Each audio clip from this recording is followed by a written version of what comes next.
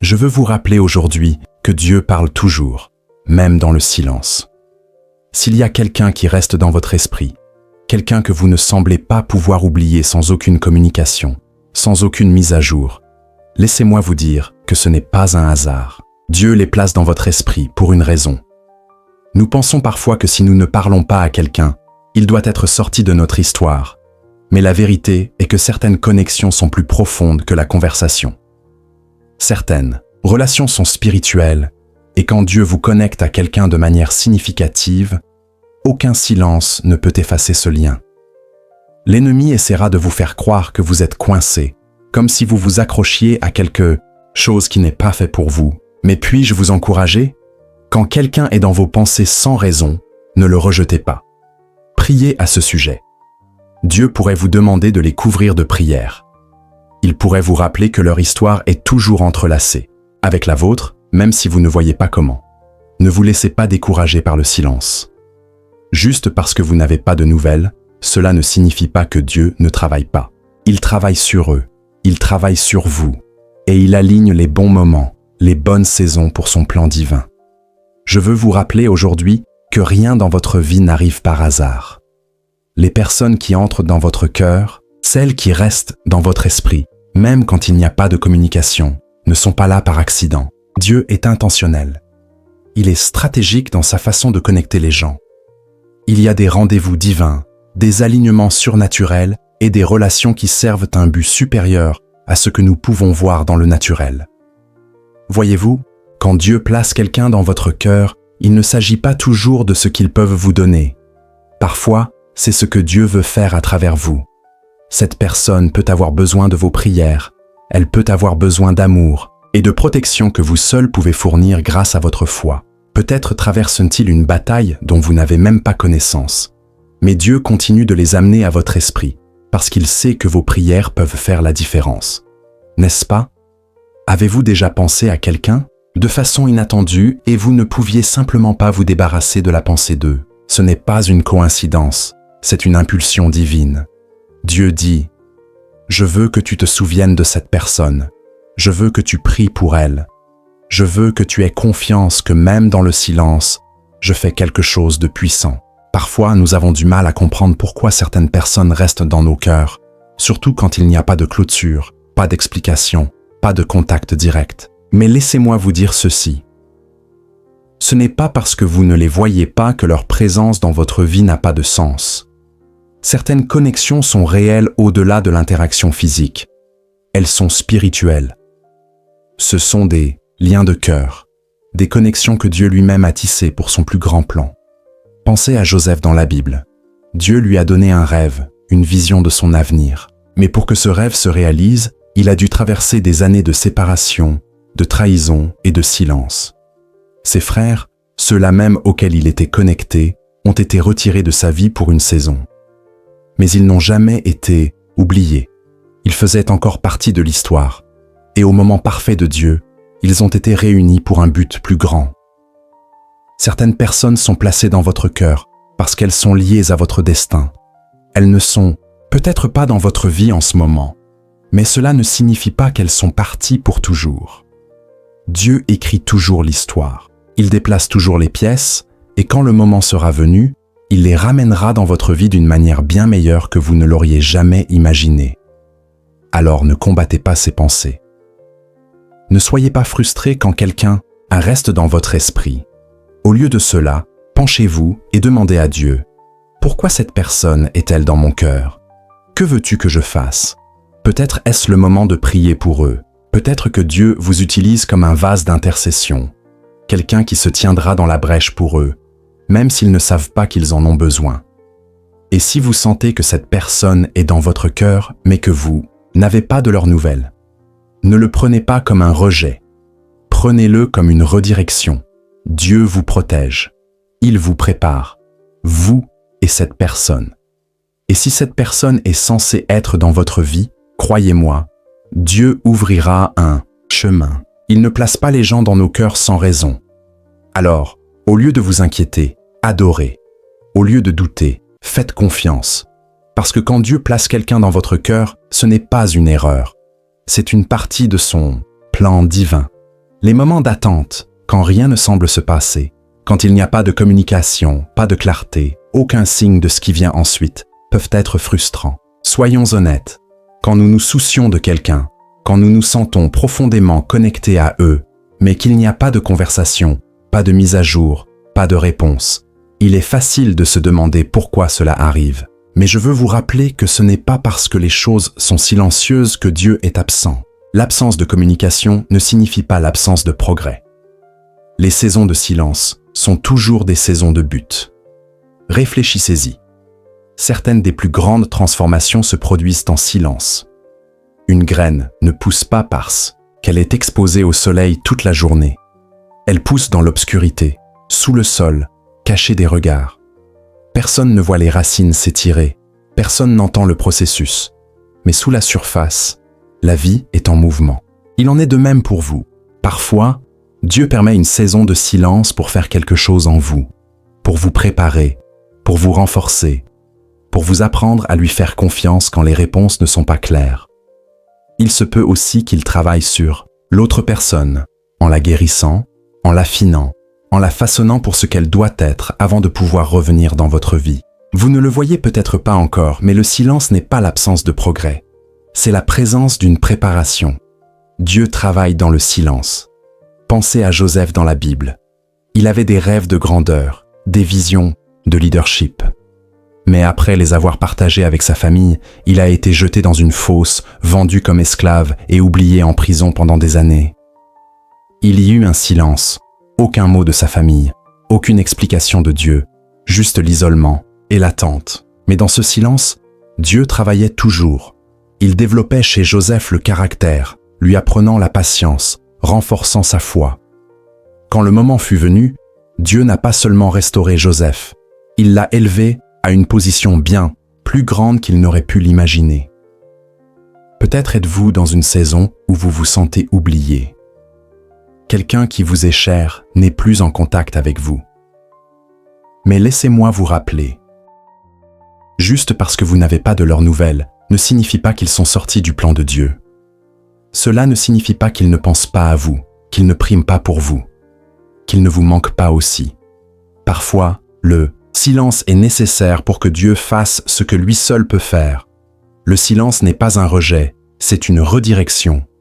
Quand quelqu'un est absent de votre vie, l'ennemi essaiera de remplir le silence avec des mensonges. Il murmurera « Ils ne se soucient pas de toi. Ils sont passés à autre chose. Tu n'as jamais été important pour eux. » Mais vous ne pouvez pas laisser le silence parler plus fort que les promesses de Dieu.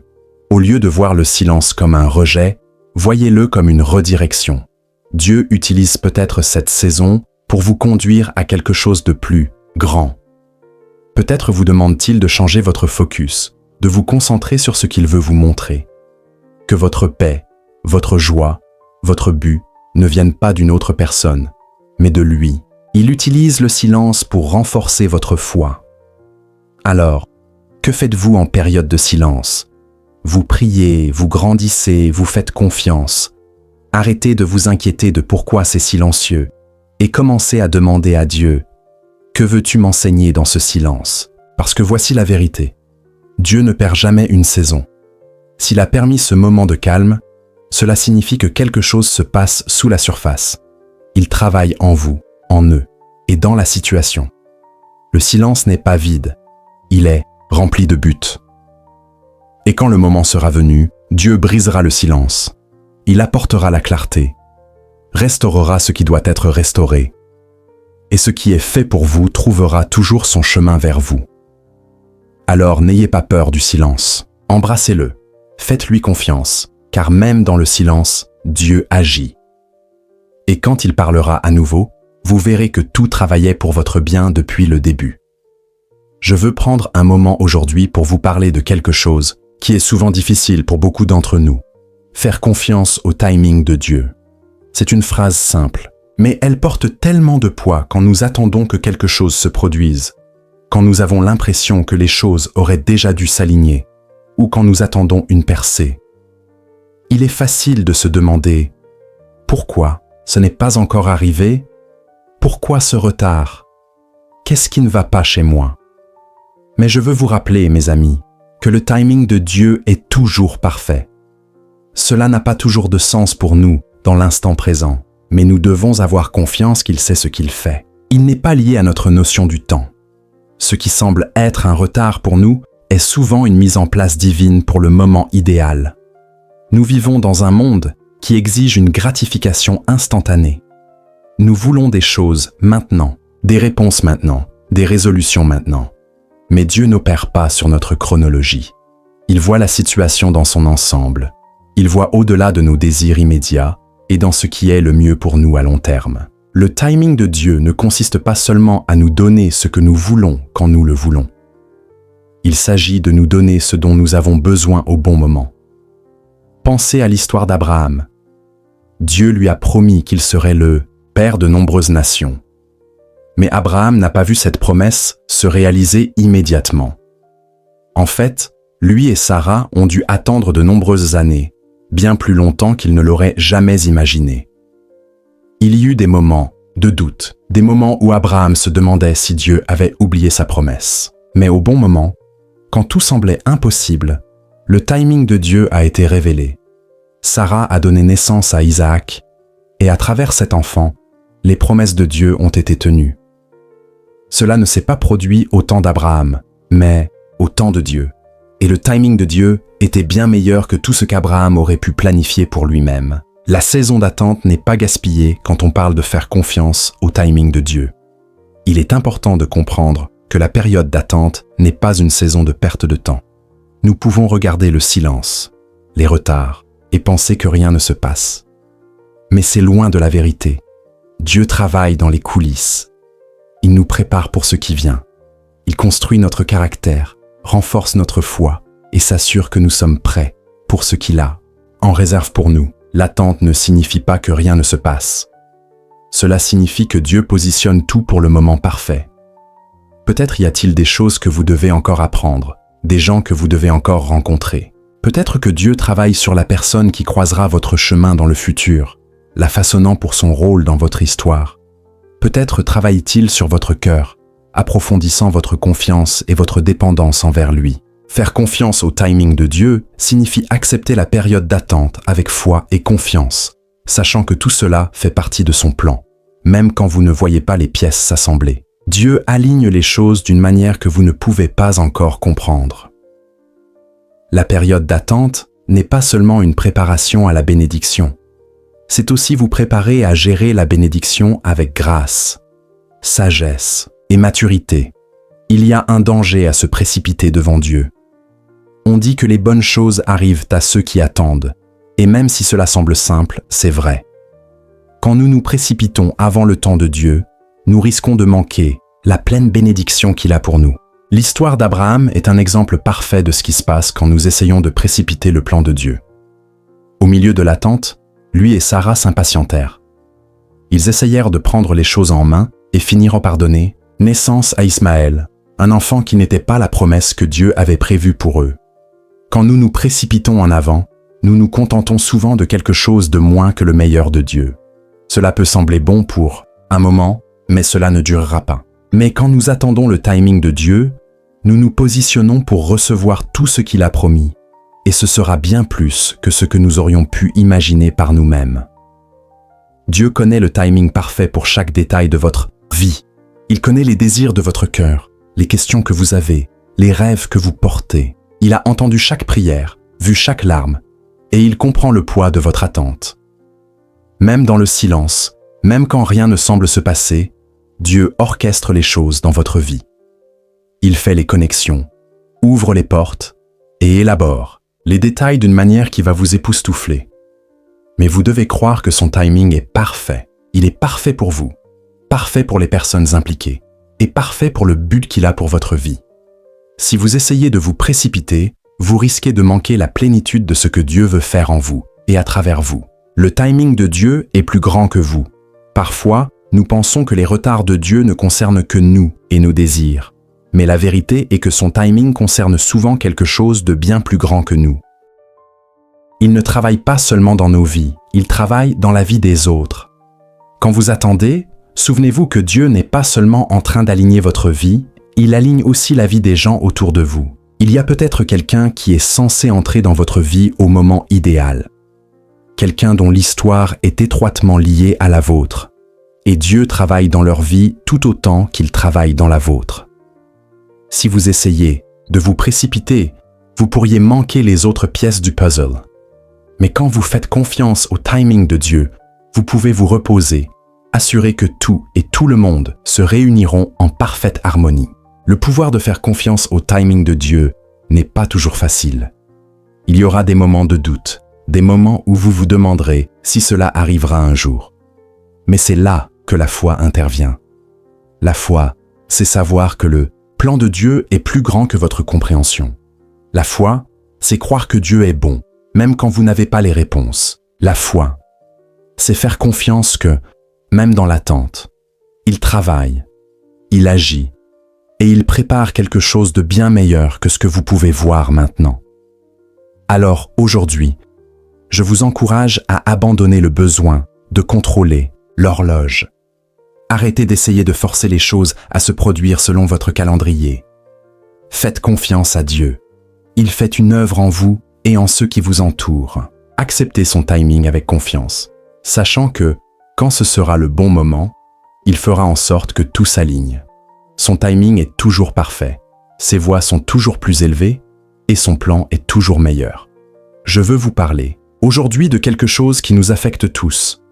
L'inquiétude. C'est une réaction humaine naturelle face aux défis de la vie, aux incertitudes et aux peurs. Nous sommes tous confrontés à des situations où nous nous sentons dépassés, incertains ou anxieux. Les inconnus du futur, les luttes d'aujourd'hui ou le poids des questions sans réponse peuvent nous laisser paralysés par la peur. Mais je veux vous encourager aujourd'hui avec une vérité simple mais puissante. Priez au lieu de vous inquiéter. L'inquiétude n'ajoute aucune valeur à votre vie. Elle ne résout pas vos problèmes, ne change pas vos circonstances et ne vous rapproche pas de votre percée. Tout ce qu'elle fait, c'est vous voler votre paix, vider votre énergie et vous maintenir concentré sur ce que vous ne pouvez pas contrôler. Mais la prière change tout. La prière change notre perspective, aligne nos cœurs avec la volonté de Dieu et invite sa paix dans nos vies. L'inquiétude ne change rien, mais la prière change tout. Jésus a dit dans Matthieu 6, 27, « Qui de vous, par ses inquiétudes, peut ajouter une seule heure à sa vie ?» C'est une question simple, mais elle contient une vérité profonde. L'inquiétude ne vous donne pas plus de temps. Elle n'allonge pas les heures de la journée, ni n'augmente votre capacité à gérer les choses. En fait, l'inquiétude vous vole le temps dont vous disposez en vous prenant votre paix et votre joie. Mais la prière, d'un autre côté, a le pouvoir de tout changer. La prière ne consiste pas à demander à Dieu de faire ce que nous voulons. Il s'agit d'aligner nos cœurs avec sa volonté, en lui faisant confiance parce qu'il sait mieux que nous, et en lui demandant la force, la sagesse et la paix pour naviguer dans nos circonstances. Quand nous prions au lieu de nous inquiéter, nous plaçons notre confiance en Dieu. Nous reconnaissons qu'il a le contrôle, qu'il détient les réponses et qu'il prendra soin de nous d'une manière que nous ne pourrions jamais imaginer. Et quand nous libérons nos inquiétudes à Dieu par la prière, il les remplace par sa paix. Une paix qui dépasse toute intelligence, comme Paul l'écrit dans Philippiens 4, 6-7. À la base, l'inquiétude est une forme de doute. C'est un manque de confiance dans la capacité de Dieu à gérer nos problèmes et la conviction que nous devons contrôler le résultat. Quand nous nous inquiétons, nous nous disons « Je ne sais pas si Dieu interviendra cette fois. Je ne sais pas s'il fournira, protégera ou arrangera les choses comme je l'espère. » Mais quand nous choisissons de prier au lieu de nous inquiéter, nous choisissons de placer notre confiance en Dieu. Nous disons « Je ne sais pas comment cela va se résoudre, mais je sais que Dieu est bon et fidèle. Je sais qu'il pourvoira à mes besoins, qu'il me protégera, qu'il fera concourir toutes choses à mon bien. » Quand nous prions, nous reconnaissons que les voies de Dieu sont plus élevées que nos voies, que son timing est parfait et que son amour pour nous est inébranlable. La prière est un acte de foi qui dit « Je crois que Dieu a le contrôle, même quand je ne comprends pas les circonstances. » La puissance de la prière au milieu de l'anxiété est incomparable. Laissez-moi vous dire ceci. Dieu comprend nos inquiétudes. Il connaît les fardeaux que nous portons, les peurs auxquelles nous sommes confrontés et les angoisses qui nous empêchent de dormir la nuit. Mais il ne veut pas que nous portions ces fardeaux seuls. En fait, il nous invite à les lui apporter. Dans 1 Pierre 5, 7, la Bible nous dit « Déchargez-vous sur lui de tous vos soucis, car lui-même prend soin de vous. » Dieu veut prendre nos inquiétudes et les remplacer par sa paix. Mais la clé, c'est que nous devons les lui donner. Quand nous prions, nous reconnaissons que nous ne pouvons pas porter le poids du monde sur nos épaules, mais lui peut. Il est assez fort pour tout gérer. Cela ne signifie pas que Dieu répondra toujours à nos prières de la manière dont nous l'attendons ou dans le timing que nous voulons. Parfois, nous prions pour des réponses qui ne viennent pas immédiatement. Parfois, nous prions pour des choses qui ne se produisent pas comme nous l'avions espéré. Mais même dans ces moments, nous pouvons avoir confiance que Dieu est à l'œuvre. Et quand nous prions au lieu de nous inquiéter, nous choisissons de croire qu'il gère les choses selon son plan parfait pour notre vie. La prière est aussi un moyen puissant d'aligner nos cœurs avec la volonté de Dieu. Parfois, nous nous inquiétons parce que nous voulons que les choses se passent d'une certaine manière. Et quand elles ne se passent pas comme prévu, nous devenons anxieux. Mais quand nous prions, nous invitons Dieu à façonner nos désirs et à nous aider à voir les choses de son point de vue. La prière nous aide à abandonner notre besoin de contrôler le résultat et à faire confiance à Dieu pour faire quelque chose de plus grand que ce que nous pouvons voir dans l'instant. La paix qui vient de la prière est l'une des plus belles choses. Dans Philippiens 4, 6, 7, Paul nous encourage à ne nous inquiéter de rien, mais en toute situation, par la prière et la supplication, avec des actions de grâce, à présenter nos requêtes à Dieu, et la paix de Dieu, qui surpasse toute intelligence, gardera nos cœurs et nos pensées en Christ Jésus. Cette paix ne dépend pas de nos circonstances. Elle ne vient pas du fait que tout dans notre vie est parfait. C'est une paix qui vient de la connaissance que Dieu est avec nous, qu'il est en contrôle et qu'il a un plan pour nous. Quand nous prions, nous détournons notre attention de nos problèmes pour la tourner vers la puissance de Dieu. Nous nous souvenons qu'il est plus grand que nos inquiétudes, plus fort que nos peurs et plus fidèle que nous ne pouvons l'imaginer.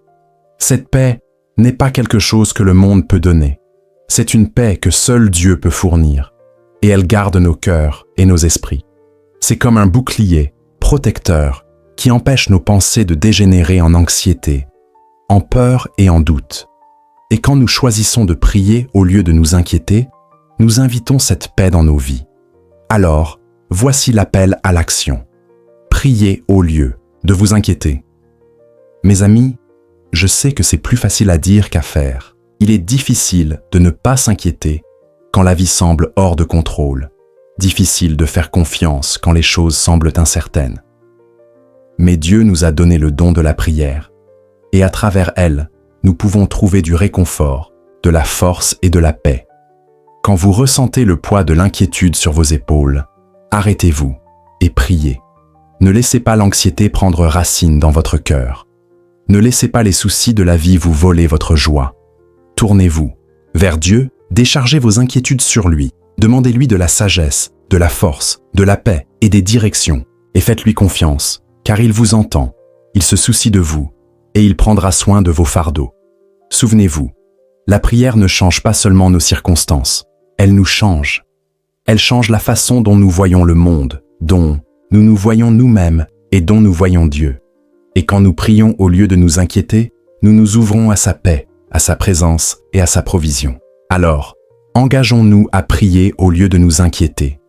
Choisissons la foi plutôt que la peur, la confiance plutôt que l'anxiété, et la paix plutôt que la panique. Parce que quand nous prions, nous invitons Dieu dans nos inquiétudes, et il les transforme en paix. Aujourd'hui, je veux parler de quelque chose que nous affrontons tous, nos sentiments. Nous sommes des êtres émotionnels, et nos émotions font partie intégrante de la vie. Elles nous aident à ressentir la joie, l'amour, l'excitation, et même la douleur. Mais parfois, nos sentiments peuvent aussi nous égarer. Ils peuvent obscurcir notre jugement, nous faire agir par impulsion, et nous amener à oublier la situation dans son ensemble. C'est dans ces moments que nous devons nous souvenir d'une vérité puissante. Les plans de Dieu sont plus grands que nos sentiments. Nous savons tous ce que c'est que d'être guidés par nos émotions. Peut-être avez-vous connu une déception, une frustration ou une colère, et dans ces moments, il est facile de se sentir coincé. Vous vous demandez peut-être « Pourquoi cela arrive-t-il ? Pourquoi ai-je l'impression de ne pas pouvoir avancer ? Comment quelque chose d'aussi douloureux peut-il faire partie du plan de Dieu pour moi ? » Mais je veux vous rappeler aujourd'hui que vos sentiments, aussi réels soient-ils, ne déterminent pas votre avenir. Le plan de Dieu pour votre vie n'est pas dicté par votre situation actuelle ou vos émotions. Il n'est pas influencé par les hauts et les bas que vous traversez. Son plan est éternel, parfait et bien plus grand que tout ce que nous pourrions ressentir ou comprendre sur le moment. Les sentiments sont temporaires, mais les plans de Dieu sont éternels. Nos émotions vont et viennent. Vous pourriez vous réveiller en vous sentant d'une certaine manière et, à la fin de la journée, vos émotions ont peut-être complètement changé. Hier, vous vous sentiez submergé par le stress, mais aujourd'hui, vous ressentez de l'espoir. Nos émotions changent avec les circonstances, les gens autour de nous et les événements auxquels nous sommes confrontés. Mais les plans de Dieu ne sont pas comme ça. Ils ne dépendent pas des marées changeantes de la vie. Ses plans pour nous sont éternels et inébranlables. Dans Jérémie 29, 11, Dieu dit « Car je connais les projets que j'ai formés sur vous, projets de paix et non de malheur, afin de vous donner un avenir et de l'espérance. Peu importe ce que nous ressentons, que nous soyons au sommet du monde ou dans les profondeurs du désespoir, le plan de Dieu pour notre vie reste le même. Ces plans sont plus grands que nos sentiments fugaces et ils nous porteront même à travers les saisons les plus difficiles. Faire confiance au plan de Dieu quand cela n'a pas de sens est un défi. Il est facile de faire confiance à Dieu quand tout va bien, quand nous nous sentons bénis, quand la vie semble s'aligner parfaitement avec nos désirs. Mais qu'en est-il quand les choses ne se passent pas comme prévu? Quand rien ne semble avoir de sens? Quand nous avons l'impression que tout s'effondre? Qu'en est-il quand la douleur, la confusion ou la déception semblent accablantes? Dans ces moments, il est facile de se laisser emporter par nos sentiments et de remettre en question la bonté de Dieu, sa fidélité et son plan. Nous pourrions commencer à croire aux mensonges que nos sentiments définissent notre réalité. Nous pourrions penser « Si je ressens cela, cela doit vouloir dire que quelque chose ne va pas. Peut-être que Dieu n'a pas de plan pour moi. » Mais je veux vous rappeler, juste parce que quelque chose ne vous semble pas bien, ne signifie pas que cela ne fait pas partie du plus grand plan de Dieu pour votre vie. Dieu n'est pas limité par notre compréhension ou nos émotions. Il voit la situation dans son ensemble, connaît les plans qu'il a pour vous, et même quand vous ne pouvez pas les voir, il est toujours à l'œuvre. Regardez la vie de Joseph dans la Bible. Il a traversé la trahison, l'emprisonnement et des années de difficultés. Il a dû être tenté de remettre en question la volonté de Dieu, sa bonté et son but. Il a dû se demander « Pourquoi cela m'arrive-t-il ? Pourquoi ai-je l'impression d'être coincé dans cette prison de circonstances ?» Mais à travers tout cela, Dieu le préparait pour un but plus grand, sauver des nations, y compris sa propre famille, de la famine. Les sentiments de Joseph auraient pu facilement le faire croire que Dieu l'avait abandonné, mais le plan de Dieu pour Joseph était bien plus grand que ce qu'il pouvait comprendre à l'époque. De la même manière, quand nous traversons des saisons difficiles, nous devons nous rappeler que nos sentiments ne sont pas l'autorité finale. Le plan de Dieu l'est. Dieu utilise nos sentiments pour façonner notre but. Dieu n'est pas indifférent à nos sentiments. Il comprend la profondeur de notre douleur, le poids de nos déceptions et les luttes auxquelles nous sommes confrontés. Il n'est pas distant ou insensible. En fait, Dieu utilise souvent nos émotions pour nous affiner, nous enseigner et nous aider à grandir. Nos sentiments sont une partie importante de notre expérience humaine, mais ils n'ont pas le dernier mot dans notre vie. Parfois, Dieu nous permet de traverser de la douleur et de la déception parce qu'il nous façonne pour quelque chose de plus grand. Il nous apprend peut-être la patience, la persévérance ou la confiance. Il nous prépare peut-être pour une saison de bénédiction, et pour gérer cette bénédiction, il doit affiner nos cœurs. Pensez à la façon dont l'or est purifié. Il doit passer par un processus de chaleur intense pour éliminer les impuretés. L'or n'est pas détruit par le feu, il devient plus pur, plus précieux. De la même manière, Dieu utilise nos sentiments, surtout ceux qui sont douloureux, pour nous raffiner. Il ne gaspille pas nos émotions. Il les utilise pour nous façonner en les personnes qu'il nous appelle à être. Il y a une différence entre nos sentiments et notre foi. Nos sentiments sont basés sur ce que nous voyons et expérimentons dans le naturel. La foi, en revanche, est enracinée dans les promesses de Dieu. La foi ne nie pas que nous ayons des sentiments, mais elle choisit de faire confiance à la parole de Dieu et à son plan plutôt qu'à ce que nous ressentons. La foi, c'est croire que les promesses de Dieu sont vraies, même quand nous ne les ressentons pas. La foi, c'est croire que Dieu est bon, même quand la vie ne semble pas l'être. La foi, c'est savoir que Dieu est pour nous, même quand nos circonstances nous donnent l'impression que nous sommes seuls. Hébreux 11, 1 nous dit « Or la foi est une ferme assurance des choses qu'on espère, une démonstration de celles qu'on ne voit pas. » Notre foi ne repose pas sur ce que nous pouvons voir ou ressentir. Elle est basée sur qui est Dieu et sur ce qu'il a promis. Et cette promesse est plus grande que n'importe quelle émotion ou sentiment que nous pourrions avoir. Choisir le plan de Dieu plutôt que nos sentiments. Alors, comment vivons-nous cela? Premièrement, nous devons nous rappeler quotidiennement que nos sentiments ne définissent pas notre avenir.